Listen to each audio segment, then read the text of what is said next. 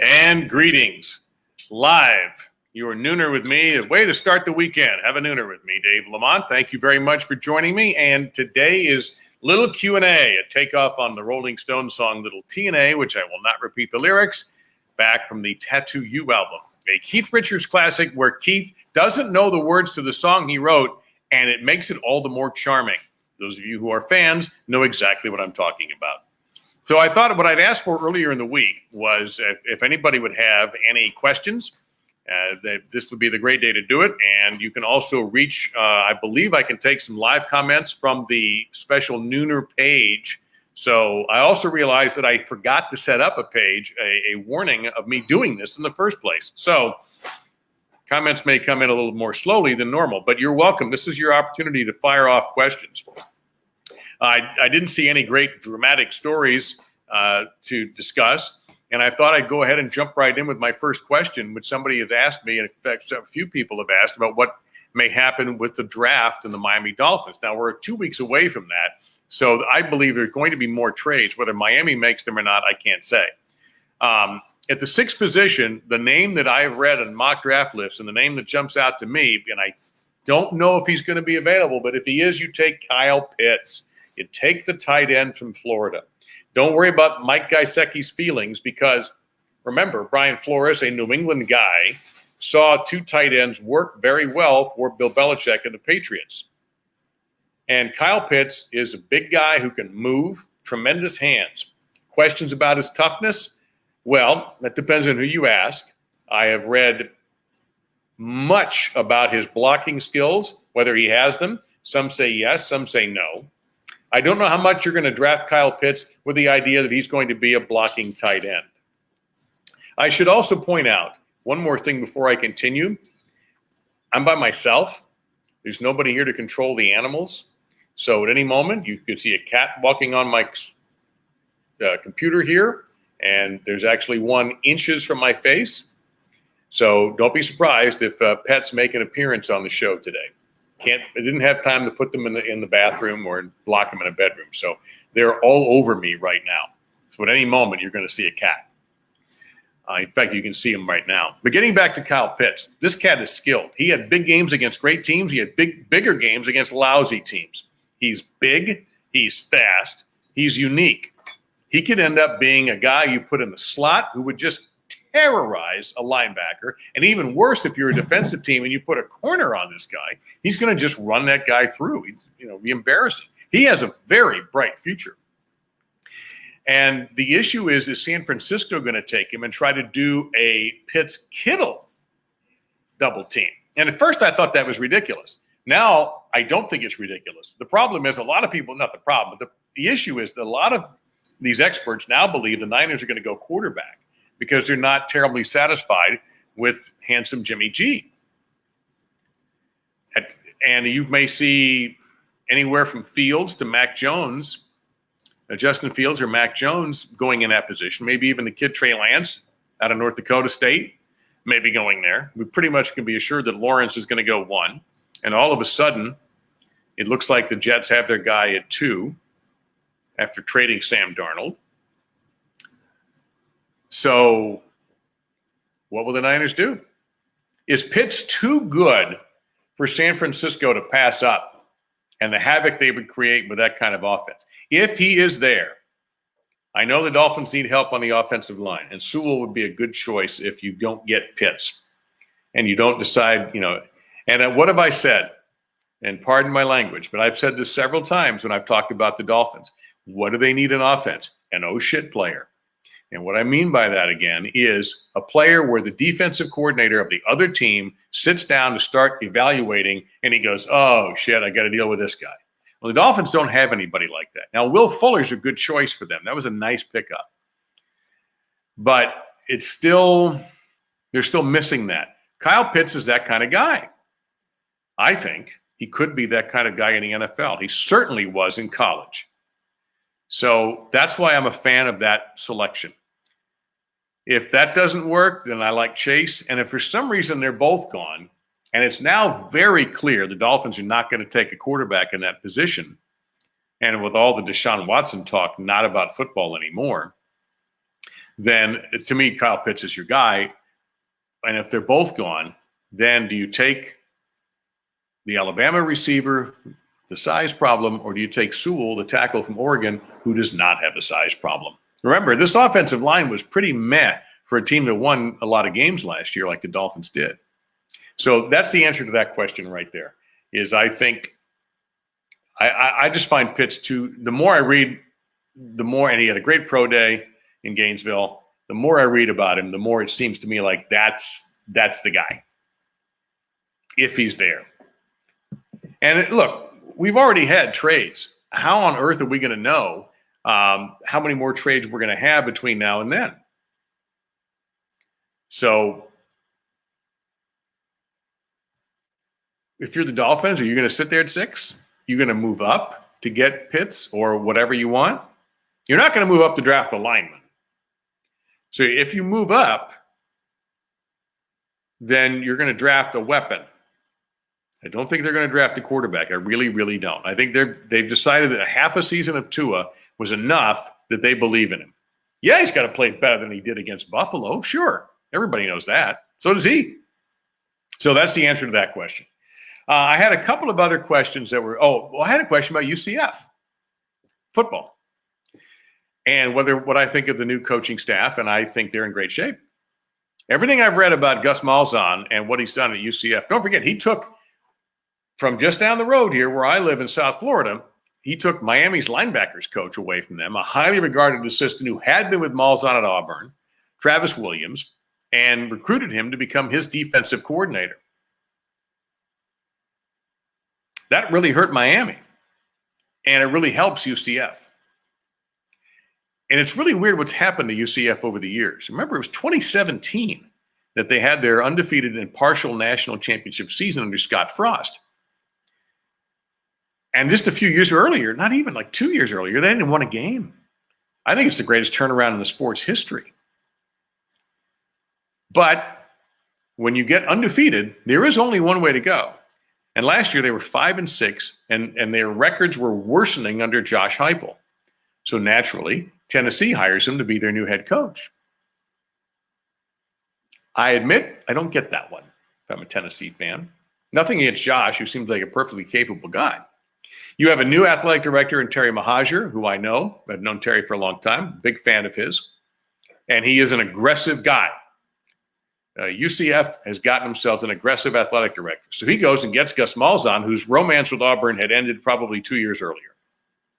There's only so many times you can beat Nick Saban every 3 or 4 years and not have anything else come out of it and hold your job on the plains. It's what happens with a lot of these coaches who stay a long time. Yes, there are exceptions. Kirk Ferentz in Iowa is the first one that jumps to mind. But romances in college sports end. My man, Mac Brown, my friend Mac Brown at Texas. By the way, how's Texas done since Mac left? Exactly. But sometimes your message doesn't sell anymore. And I think that's what happened at Auburn with Malzahn. So he goes and finds a fresh start in a ridiculously talent-rich state, more talent-rich than Alabama is, or any of the other immediate southern states in Auburn's territory, and can work on a national recruiting base. And coming off a 5-6 season, you're looking up now again. You're like, hey, wait a minute, we can go back to being great again. What happened to us? Well, it's usually based on recruiting and the slippage involved there. And Malzahn wants to play Florida, and he wants to play Florida State, and he wants to play Miami, and I hope he does. And I don't know why you duck. Well, I know why you duck them. But from the fans' perspective, yeah, let's play. There's not enough of that. UCF is the school they don't want to schedule because if you lose, you look bad. Although I don't know why. UCF's been, last year they were off. There's no doubt about it. Under Heupel, they were sliding in the wrong direction. I think that's going to reverse itself straight away in Orlando, and UCF will be very, very good again. Undefeated, very good again, I don't know. But Malzahn's done things like this. He put, for the spring game, on the back of the jerseys, players' Twitter handles, not their last names. Now, I don't know if they're going to do that during the season, but he's changed that narrative around. He wants to have, I think he's in a position now where Auburn, a job like that can drain you of your soul if you let it, or sometimes it will drain you of your soul if you don't let it. It's exhausting in places like that. And for him to last as long as he did was impressive. I think UCF represents a fresh start. I hope he doesn't have the Mark Richt problem. And, where Richt was seen as the savior of Miami and had a very, very good first year. And then as soon as they started to go in the wrong direction, everybody just ate him alive down here to the point where Richt was like, the heck with this, I'm out. So I don't know if that's going to happen to Malzahn or not. Again, he's walking into a situation where just 7 or 8 wins in the following season will be an improvement. 6 would be an improvement. All right. So, yes, I think it's a great direction for UCF. Watch for things to happen there. Terry Mohajir is an aggressive AD. He is not going to sit back. And he didn't at Arkansas State. He brought in some very good coaches, guys that were actually almost too good, and he was losing them left and right. I did a game of theirs, oddly enough, in Tennessee, and I found him in the visiting AD box, and I said, so who are you hiring next year? It was game 2 of that season. And he kind of looked at me like, yeah, buzz off. But I was right. So he knows talent. He's going to be good for UCF. I had a few questions about whether things I would like to announce. I had a great question from Roger Van Slyke about what haven't I announced that I would like to announce. Now, I've been super fortunate in my career. I've announced soccer, bowling, volleyball, boxing, football, baseball, basketball. I don't think I've left anything out. And, lacrosse, which was a blast, by the way. And I've loved every minute of all of them. So I don't know if there's anything. I guess hockey is on there. I've done track and field, too. Forgot about that. But, Roger, I don't know if there's anything that I haven't done sport-wise that I would want to. Event-wise, that I haven't done would probably be postseason baseball, I would think. I did a little bit of Major League Baseball for the Orioles, and I do mean a little bit. And it was in the regular season. And I've been to the College World Series with the Hurricanes. In fact, to the point now where it's too painful for me to go to Hurricanes baseball games. Having lost that job 22 years ago, you would think by now that I've gotten over it, and I haven't. And it's very difficult for me to watch the World Series. And it's my favorite event of all time that I've ever done was the College World Series. 4 straight years in Omaha at the old stadium, Rosenblatt Stadium. And there was no better event in the world in my book. And I've been to the World Series. I've been to the NBA playoffs. I've been NBA All-Star game when it came to Miami. The World Baseball Classic, which is an unbelievable event. I left there with my ears ringing when the USA played the Dominican Republic. It was a blast. But, yeah, I would have to pick postseason baseball as the one that I would really want to have a poke at. Definitely. The other way, if you have an opportunity before I sign off, and I'm not going anywhere for the next few minutes, on the Nooner with Dave LaMont page, I can see those comments there. I don't, just in case if there's anything you want to interject, any questions, this is the opportunity to do so. So the other question of intrigue was, what is your favorite sport? And I don't know whether they meant, what is your favorite sport to announce or just to watch? So to announce, bowling. Yep. A lot of reasons. I love the intimacy of the bowling center. I love the fact that you're right there as an announcer. You are in a position to, you can see everything. You can see the emotion, the faces, the worry, the joy. You can feel all of that. It's right there. The people also make it awesome. I can't think of a single person I met in bowling, women's or men's, that I would think of as a bad person. I really can't. Even if I sat here and tried, I can't. They may be out there, but I've never encountered them. And that always makes your job easier. And the people I've worked with, magnificent. From, the people on the air, Randy and Kimberly, to the people, and Kelly Kulick and Chris Barnes, and Kathy Dorr and Lizzie. I'm sure I'm leaving somebody out, and I certainly don't mean to. And the people that you never see, all the producers and the directors I've worked with, and the lighting people, and the camera operators, everybody. They're magnificent people, and I miss it horribly. But that would be my favorite to announce. My favorite as a spectator or in person might be hockey or baseball. Thanks to my dear friend Jamie Turner from Cleveland.com, he and I have visited a ton of baseball stadiums, some that aren't around anymore, some that are new. And I'm probably in the 20s on that, thanks to him.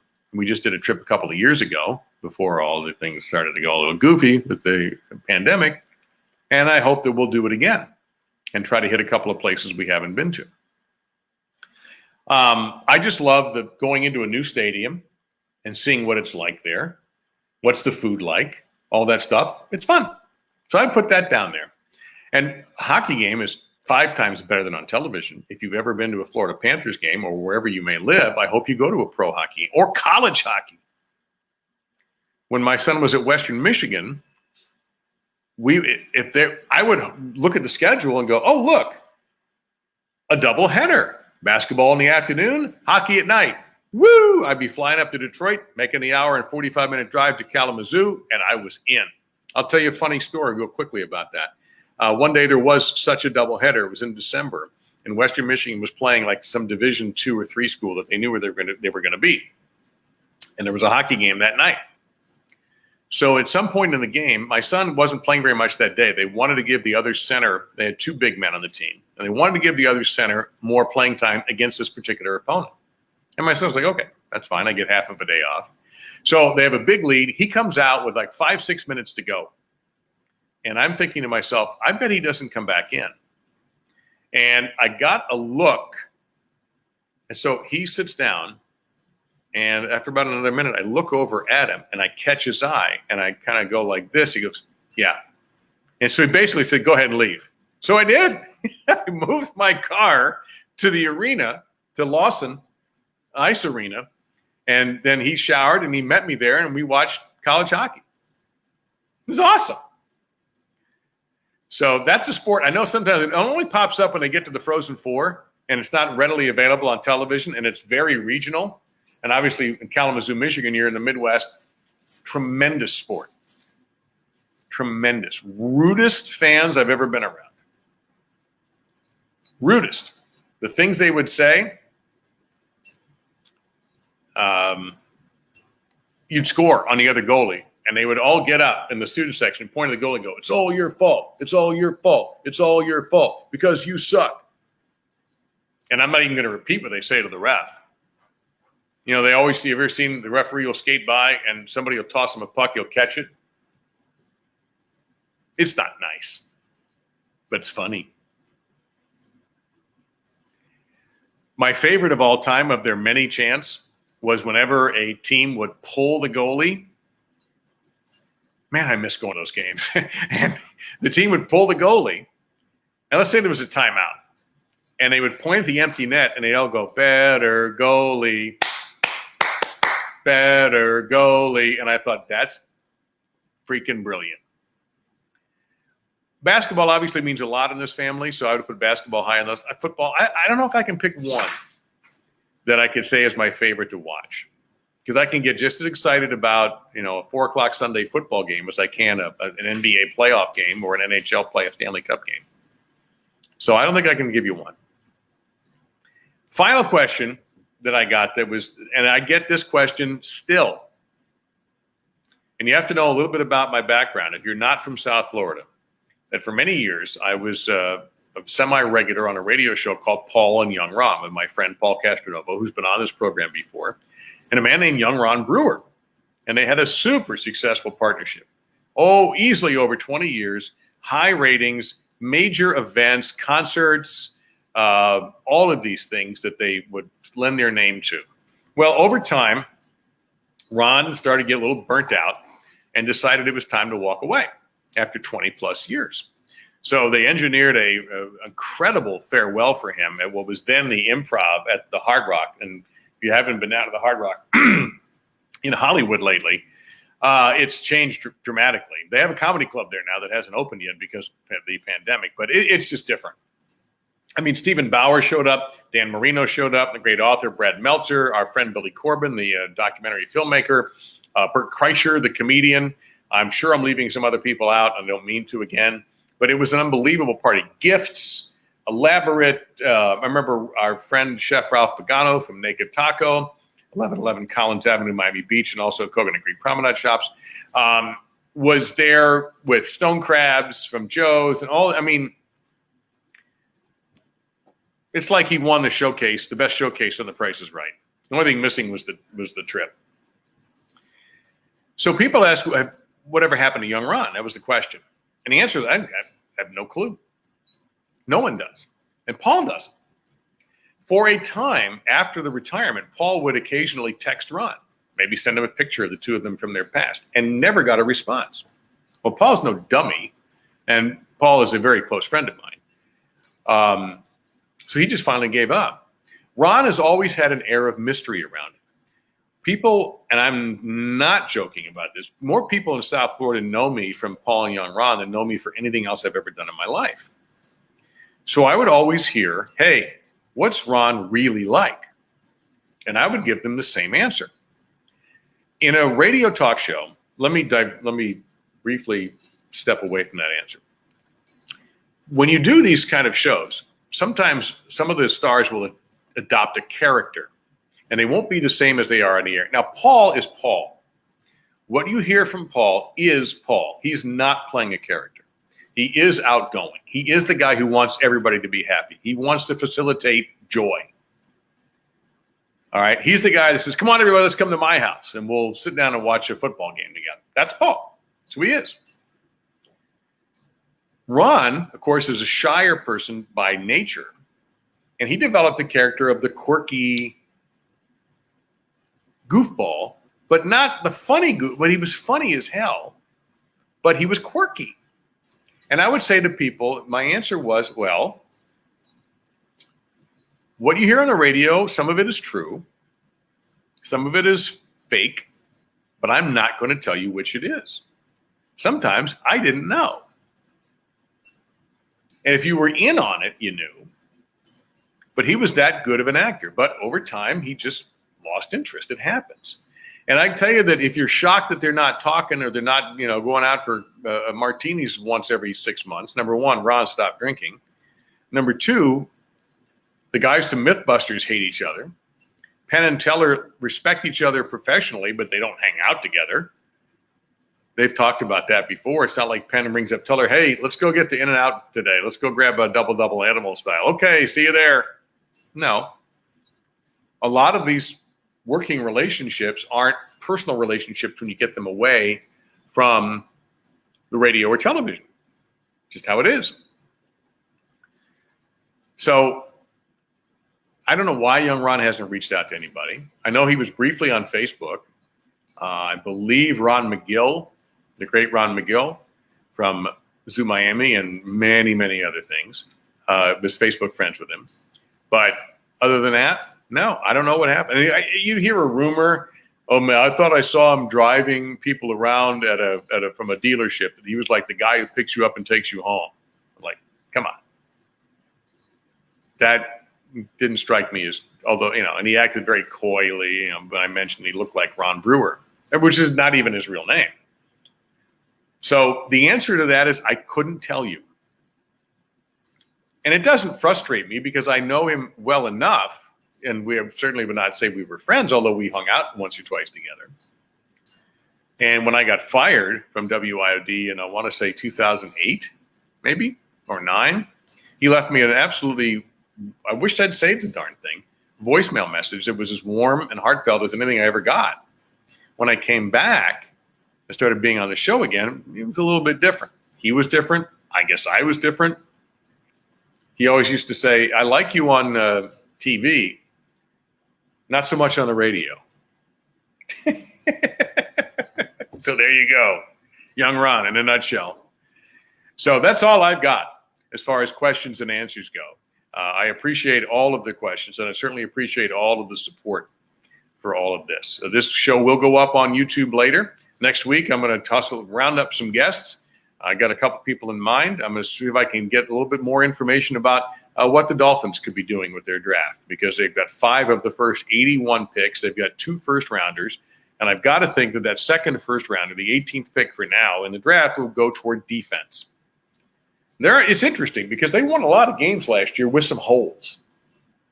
All right, with some genuine holes in this football team. And if you don't have a good offensive line, it's hard to win. And let's face it, it's hard to get those weapons, those crap players I talked about at the beginning of the show, if you can't block for your quarterback. So if you improve the offensive line somehow, then I think your team is going to get better. It just has to. So the Dolphins are in an interesting position. Buffalo appears to have the chokehold on the division. You wonder what in the world New England is up to. And, with the new coaching staff, are the Jets better? Can they get much worse? So those are your immediate rivals. That's the teams you have to worry about. And this is as big a draft as I can remember. I know, it's almost that sounds like what you say every time there's an election. This is the most important election of our lifetime. And guess what? When they have the congressional elections next year, this is the most important congressional election ever. And then you know how it goes. It's every election. You know what? That's because it is the most important election. The next one is the most important one. Same thing when we do president again in 2024, whoever is left standing. All right, that's it. I'm hungry. I'm going to have lunch. I'm sorry, the cats. I was actually hoping the cats would make an appearance on the screen here, but they didn't. And my beautiful dog, Riley, is right here by my feet. So she needs some love and attention. So she's going to go get some. Thank you very much. I'll talk to you at noon on Monday. Have a great weekend.